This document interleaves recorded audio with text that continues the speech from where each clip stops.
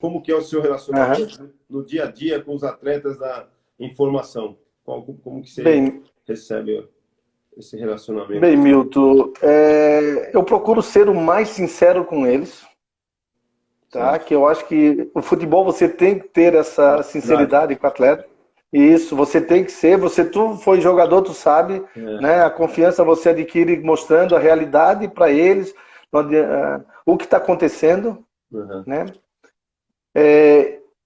Não sou paizão, sim, eu procuro ser um pai dele, sim, daquela coisa de mostrar o que pode acontecer, o que é a realidade. Uhum. Procuro evitar ter muito contato com o jogador assim mais próximo, porque você tem que saber dividir o momento da razão e da emoção. Então, eu penso um pouco assim, né? Quando você tem um pouco mais de distanciamento, você está sempre pensando na razão. É Uhum. porque você lida aí de atletas de 14 a 20 anos, de Uhum. 13, né, de 13 para 14. Então você lida com vários sonhos, né, e você tem que mostrar para o atleta qual é a realidade, né? Como é que tá o mundo, como é que é ali fora. Às É. vezes você está num clube com uma condição muito boa, mas você tem que mostrar para ele que existem clubes em condições piores, e daqui a pouco pode ser que nesse momento no clube que ele está bem, pode ser que ele não consiga desenvolver, ele vai ter que ir para um clube com uma condição com um pouco mais de dificuldade, e ali ele vai ter que buscar esse espaço. Uhum. Então nós procuramos, e é claro, você tem que estar sempre mostrando, sendo educativo, né, Claro. cobrando a questão educacional, que eu acho que é primordial, né? Nós como Claro. gestores cobrar essa questão educacional, porque o atleta com conhecimento, fica mais fácil também dele desenvolver o trabalho dele. É. É. Né? E uma coisa que eu sempre falo, né, Milton? Você pega um atleta de 15 anos, o sonho dele é ser jogador de futebol. De 5, vamos colocar aqui, com 21 anos seria o ano que ele começa a despontar no profissional, são 6 anos. Eu Uhum. não sei se nesses 6 anos, Milton, ele vai continuar tendo um poder de crescimento na parte técnica. Uhum. Às vezes esse atleta se envolve com uma questão de uma lesão, de uma cirurgia que não conseguiu recuperar direito. Uhum. Às vezes ele se envolve com uma namorada ou com uma menina, ele daqui a pouco tem uma situação de engravidar e muda o rumo. Uhum. Às vezes se envolve com outras pessoas que no futebol, tu sabe, quando tu começa a aparecer, tu tem vários amigos, né? Entre aspas, né? E as pessoas querem te levar para um caminho errado. Uhum. Né? E se tu não tiver esse controle, tu pode ir. Então eu falo muito para eles, olha, 15 anos para ser jogador, daqui a 6 anos, ninguém sabe qual é o futuro de vocês. Agora, se com 15 anos vocês estudarem todos os dias, eu sei que com 21 anos vocês vão estar dentro de uma universidade ou fazendo vestibular para Isso. qualquer área que vocês queiram, desde que vocês estejam estudando. E Uhum. podendo trabalhar no futebol, e eu falo, eu nunca fui jogador, eu fiz atletismo, Uhum. né, e trabalho com futebol. Então você pode ser treinador, pode ser preparador físico, pode ser fisioterapeuta, fisiologista, advogado do clube, enfim, várias áreas que tu pode trabalhar no futebol. Então Claro. sempre nós cobramos essa questão educacional, que eu acho que é primordial para o desenvolvimento do atleta, né? É. Bacana. Ô, Damião, e muitas vezes, às vezes o jogador que você acha que vai ser, né, acaba no meio do caminho ele parando, não evolui, né? E aquele lá que está lá atrás vem se Sim. dedicando, vem se, né, cumprindo e tem um pouco mais de inteligência, assim, ele começa a se destacar lá na frente. Eu vi várias vezes no São Paulo, na minha época, como jogador de base, né? Na base, então tinha jogadores que era assim, todo mundo falava, esse aqui vai ser o sucessor do Pedro Rocha, esse aqui vai ser o sucessor. E acabaram não virando, porque deram muita moral para esses meninos antes do tempo, e acabou lá na frente, os que não tinham essa moral, acabaram passando eles, né? Então, tem tudo isso também, né, Damiano?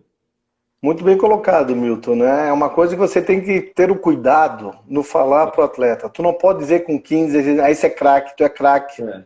Porque o menino, ele escuta, se ele escuta do gestor, se ele escuta da comissão técnica, ele é craque, ele já escuta dos pais, ele já escuta do empresário, ele já escuta, daí ele se acha, e às vezes ele sente em cima das ideias da comissão técnica, da gestão, e ele vai se acomodando. E daqui a pouco aquele outro que vem aos trancos e barrancos, trabalhando, se dedicando, e ele consegue crescer mais, né? Você deu vários exemplos aí, você vivenciou isso, né? Tem meninos que no sub-15, um é muito bom e o outro não está bem.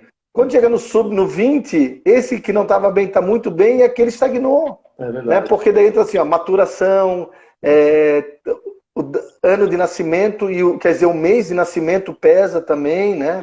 Um nasceu no dia 1º de janeiro, outro nasceu no dia 31 de dezembro, é quase um ano de diferença. E na base isso pesa muito. Pesa muito na base, né? Então você tem que ter essa visão, né? E tratar sempre o jogador o seguinte, ó, hoje tu é um bom jogador, mas não pode nunca dizer assim, ó, é craque. Entre nós, internamente, se numa reunião, até pode falar, pô, esse menino é muito bom jogador, esse menino tem futuro, mas perante ao atleta, tu não pode falar isso. Né? E também chegar para o próprio empresário, quem representa o menino, a família, olha aqui, ó, seu filho é um bom jogador, teu atleta é bom jogador, mas, cara, se não tomar cuidado, ele pode morrer na casca. E às vezes acontece muito isso, né? Uma empolgação do pai, empolgação da mãe, da família em si, faz com que o menino, às vezes ele fique. Um outro problema que você enfrenta é quando ele é convocado para a seleção brasileira. E às vezes ele é convocado para uma semana de treinamento. E aí, quando ele ele vai para a granja, às vezes ele volta, você tem que trabalhar a cabeça do atleta, calma, não foi se fosse lá para uma convocação, eles foram lá para te observar, né? Então é um contexto que você tem que estar sempre tomando cuidado nessa questão aí. Eu vi tudo isso, assim, Sim. Presenciei todas essas coisas aí que você está falando e realmente é verdade. Vai para a seleção, quando volta no clube, ele se acha já o dono do time. Milton.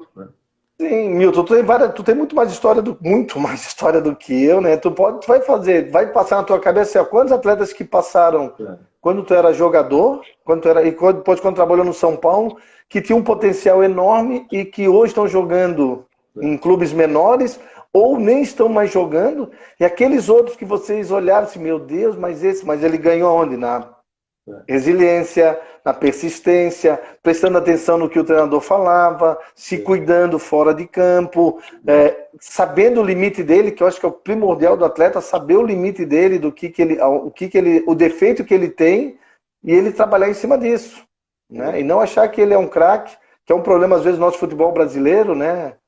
Ter só jogar com a bola no pé, querer só se sentir bem só contar com a bola no pé. Então tem vários fatores que contribuem às vezes para um crescimento de um atleta, para alguns já que tem uma condição melhor já na parte técnica, na parte mental, de ele crescer muito mais. E aqueles outros que acreditam no trabalho e vão, acreditam no que eles possam fazer e chegar lá na frente melhor que outros.